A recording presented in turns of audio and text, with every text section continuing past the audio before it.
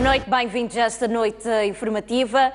2 pessoas morreram e outras 19 ficaram feridas na sequência de um acidente de aviação que envolveu uma viatura do Conselho Municipal de Quelimane. O acidente ocorreu na manhã deste domingo em Quelimane.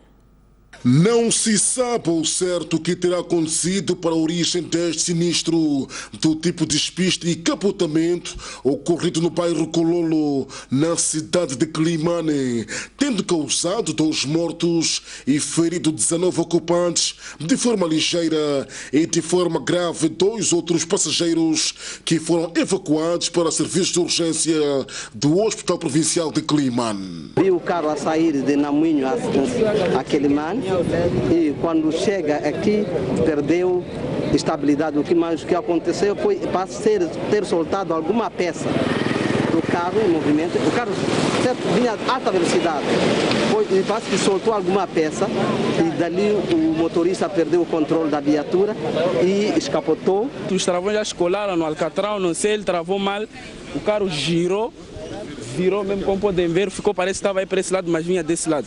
Sabe-se que os ocupantes que seguiam nesta viatura pertencente ao Conselho Municipal de Quelimane saíam do 5º bairro Namoinho e iam em direção à casa mortuária com o objetivo de levar um corpo, mas chegados na zona do Kololo, a viatura despistou e de seguida capotou. Fomos acabando de cortar prioridade num caminhão, havia um caminhão parado e o outro vinha de sentido frente a frente.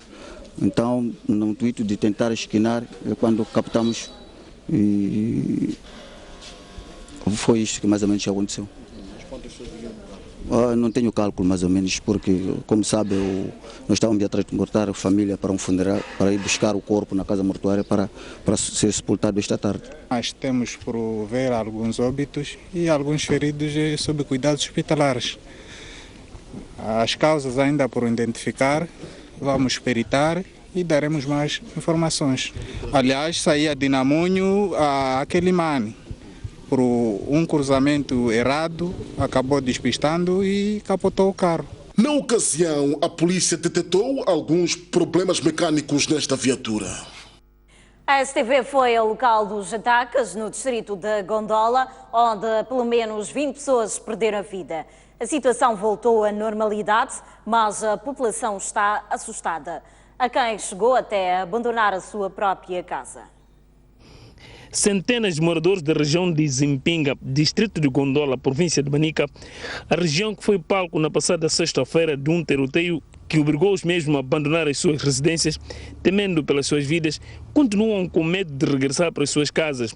Os moradores de Zimpinga procuraram refúgio em casas de parentes e amigos nos municípios de Gondola e Chimoio, depois de terem pernoitado nas matas de sexta para sábado.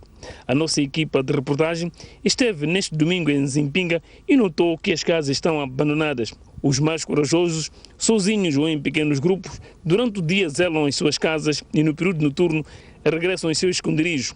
Este pastor é uma das poucas pessoas que se atreveu a retornar a casa hoje, mas apenas para levar alguns bens. Há pessoas já, ainda quem voltou aqui sou eu que estou aqui desde manhã, porque eu tinha saído aqui com calções, não tinha nada, as mulheres estão com medo, estamos com medo. Eu tenho coragem de estar aqui, até os meus pastores mais velhos estavam aqui, desde manhã estive aqui. Levamos, fomos no sato aí, começamos a esconder, à tarde viemos, voltamos mais, dormimos aí. Eu quase aqui nessa área aqui, está a ver tudo aqui, não está ninguém aqui. Somente fiquei eu aqui com o senhor aí atrás, mas alguns também aí, sim. Os outros onde é que estão? Os outros estão em Gondola. E alguns estão à procura do talhau. Já não querem viver aqui? Com medo, o que fazer? Eu vim visitar a família aqui. Encontrou os seus parentes? Não estão. Rezamos com ele aqui. Não está. Tem alguma indicação onde poderão estar? Tem, não sei, talvez na aldeia. Ixi, é triste. É triste. Apesar da situação ter regressado à normalidade desde as primeiras horas de sábado, muitas crianças com idade escolar e não só continuam fora de suas casas com seus pais, assim como os respectivos professores, o que faz prever que esta segunda-feira poderá não haver aulas em Zimpinga. A circulação de viaturas retomou na zona onde ocorreram os ataques em Manica, mas os automobilistas estão ainda com medo de que os últimos acontecimentos se repitam.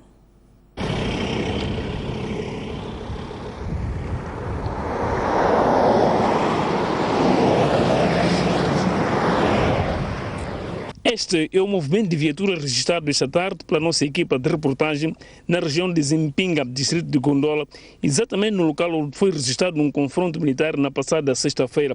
Os automobilistas e outros utentes deste troço afirmaram à nossa reportagem que circulam nesta via porque não têm outra alternativa e fazem-no com muito medo. A circulação não está muito normal porque eu venho de Zimbábue, estou a chegar aqui, até que colegas disseram que é para cuidado onde tu vais.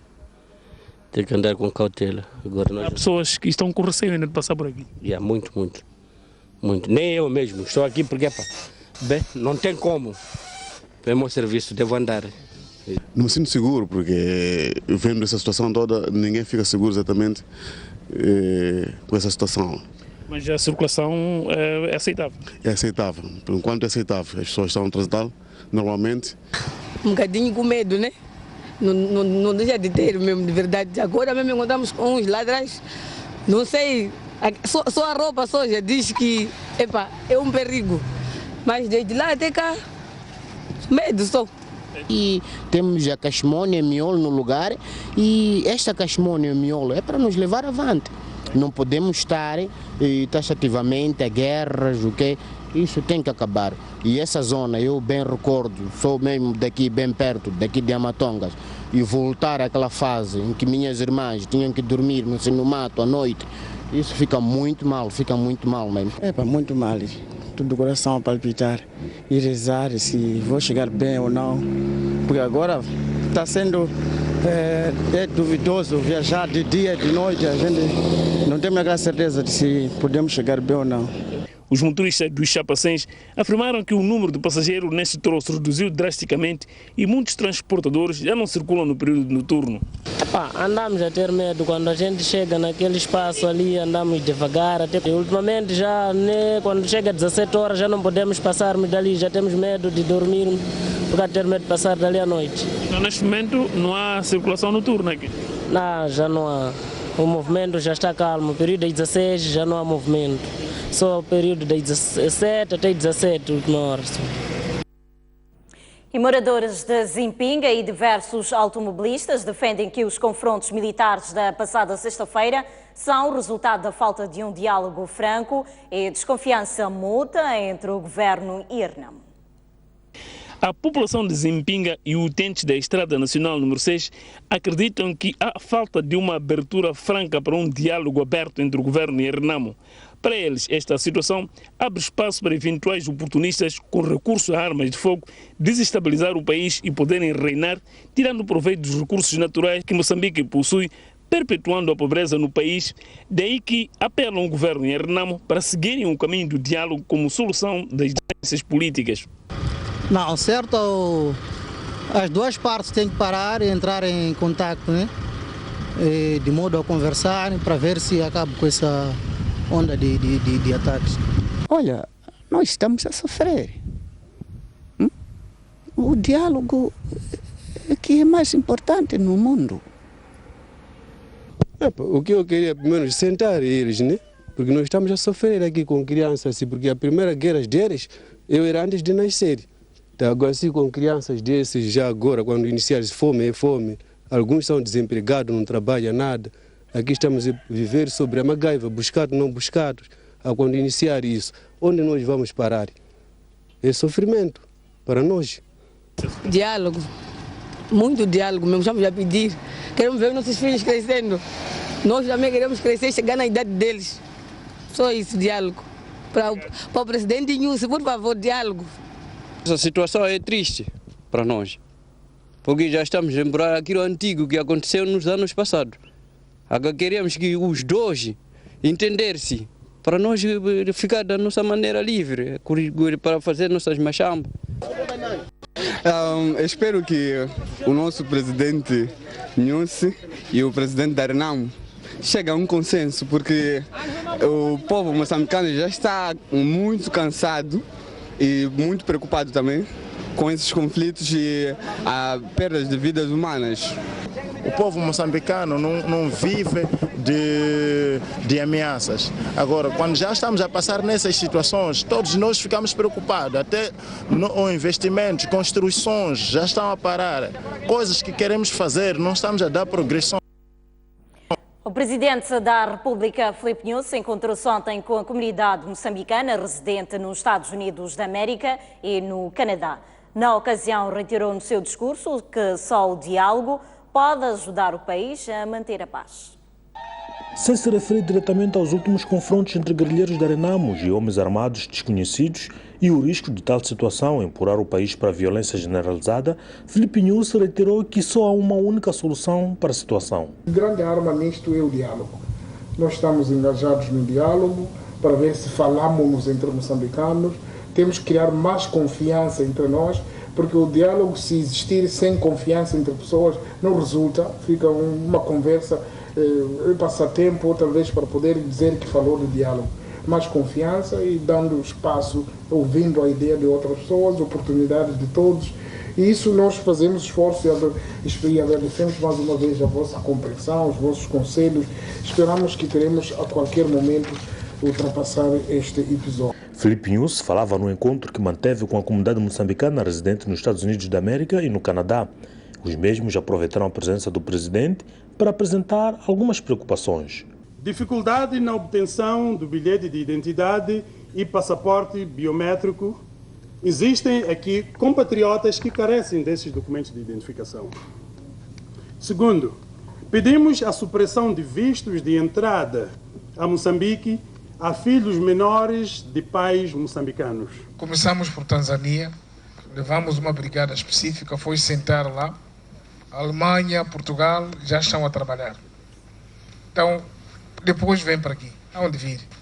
Portanto, nós ouvimos o vosso grito e estamos a movimentar as brigadas. Pedimos que as Américas sejam consideradas um círculo eleitoral com direito a voto nas eleições presidenciais moçambicanas. Vamos fazer o levantamento atualizado permanentemente e se justificar e estiver acima do nível de prejuízos, poderemos considerar.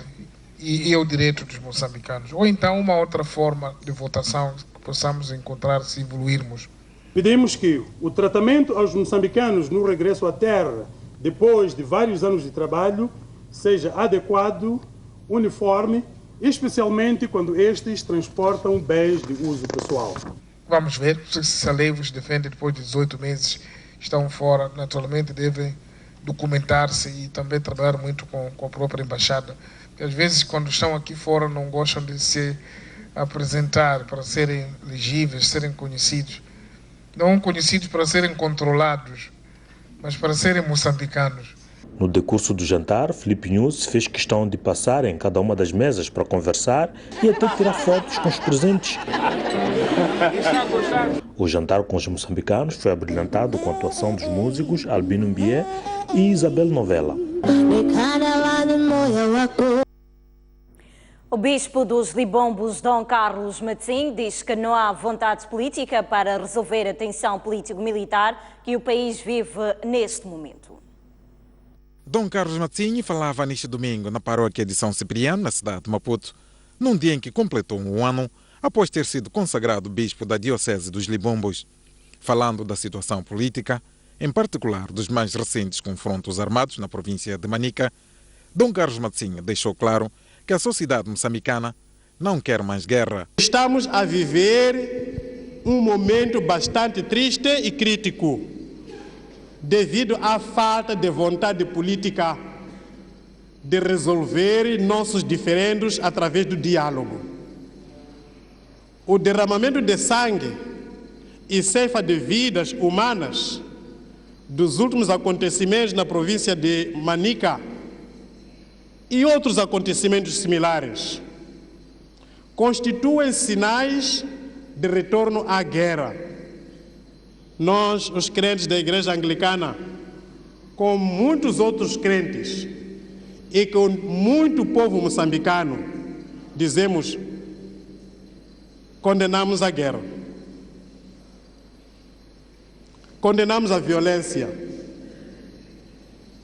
condenamos o crime de qualquer forma. São males inaceitáveis. Guerra não, mas paz. Guerra não, mas paz. O bispo dos Libombos apela para que o governo e a Renamo retomem as sessões de diálogo no centro de conferência Joaquim Chissano. Apelamos ao regresso à mesa das negociações, para que soluções justas e pacificadoras e pacíficas sejam encontradas através do diálogo.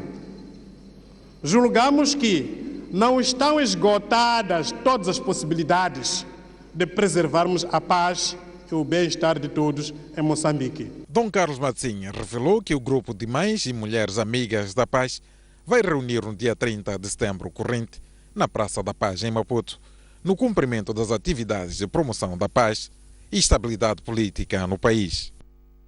E no Dia Mundial do Turismo, o ministro do Pelouro alerta que a tensão política está a retrair turistas e investimentos. Silva Dunduro defende que os políticos devem se entender para se assegurar a estabilidade da atividade económica.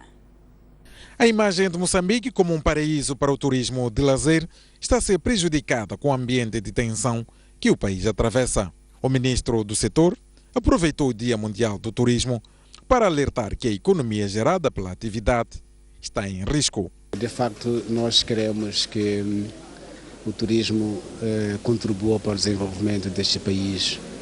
E como disse bem, esses tumultos retraem investimentos.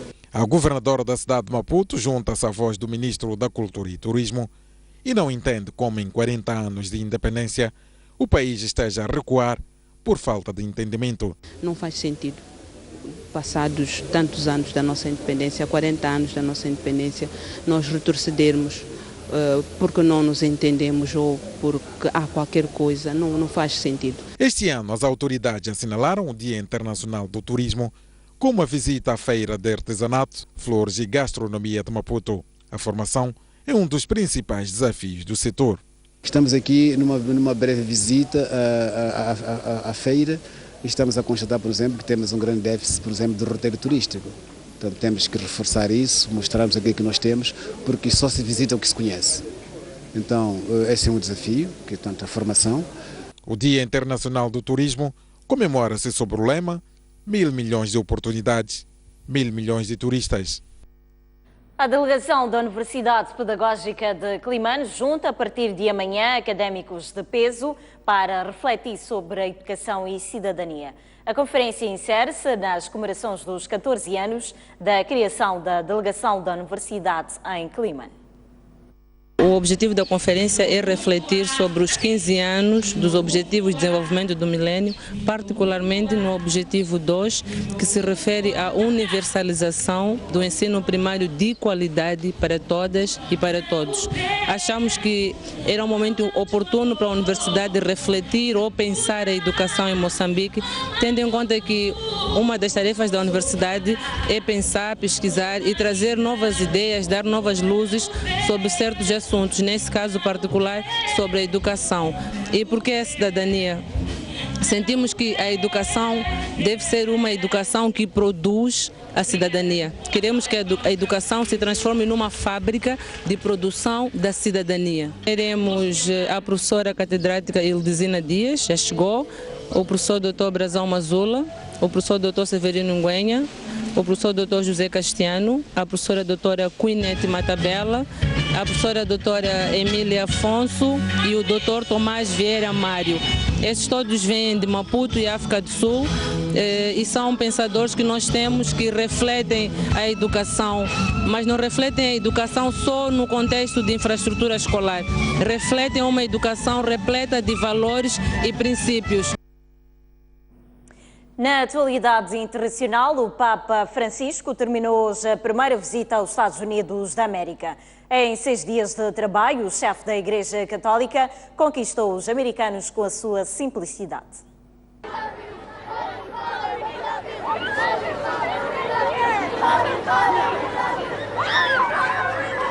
Sorriso fácil, olhar doce e atento às pessoas. É a imagem que o Papa Francisco deixa na sua primeira visita que efetuou aos Estados Unidos da América. O líder máximo da Igreja Católica desembarcou nas terras americanas na terça-feira e desde logo deixou a marca de simplicidade. Preferiu muitas vezes ser transportado num comum Fiat 500 e não se cansava de interagir com os americanos. Foi recebido pela família Obama e, além de ter mantido encontros com o presidente norte-americano, discursou na Casa Branca, onde deixou claro o seu apoio às políticas de Washington sobre a redução das mudanças climáticas. Com a mesma tônica, o chefe da Igreja Católica discursou pela primeira vez no Congresso dos Estados Unidos. Levou uma longa lista de temas, apelos e preocupações aos senadores, da migração à comercialização de armas, passando pela pena de morte, política e economia. O Sumo Pontífice discursou ainda na Assembleia Geral das Nações Unidas, onde propôs uma reforma à instituição criada há 70 anos. O Papa Francisco defende que as Nações Unidas têm de fazer mais para aumentar a equidade entre os membros. Este fim de semana, o bispo de Roma esteve no estado de Filadélfia. Encerrou a viagem feita aos Estados Unidos com uma missa, onde perante mais de 300 mil pessoas, preferiu não ler o discurso que preparou e defendeu que não há futuro sem leis que defendam a família.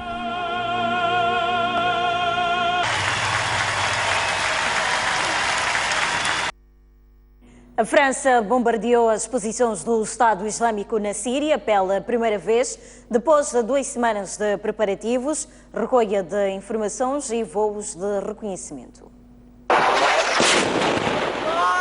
É a primeira vez que a França ataca as posições do grupo terrorista Estado Islâmico na Síria. A França refere que esta operação foi colocada em prática respeitando a sua autonomia de ação e coordenação com os parceiros da região. Os franceses confirmam assim a determinação de lutar contra a ameaça terrorista que constitui o grupo radical Estado Islâmico, sublinhou a presidência daquele país, sem dar mais detalhes sobre a operação. A presidência francesa referiu ainda que o caos na Síria deve encontrar uma solução global e que é urgente este país pôr em marcha uma transição política associando elementos do regime do presidente Bashar al-Assad. Até aqui, Paris só tinha atacado as posições do Estado Islâmico no Iraque. A guerra na Síria já dura mais de 4 anos e já provocou milhares de mortos e milhões de deslocados. A União Europeia pressionou a Croácia a reabrir a fronteira com a Sérvia na sexta-feira, colocando um ponto final à tensão que dura há uma semana entre os dois Estados.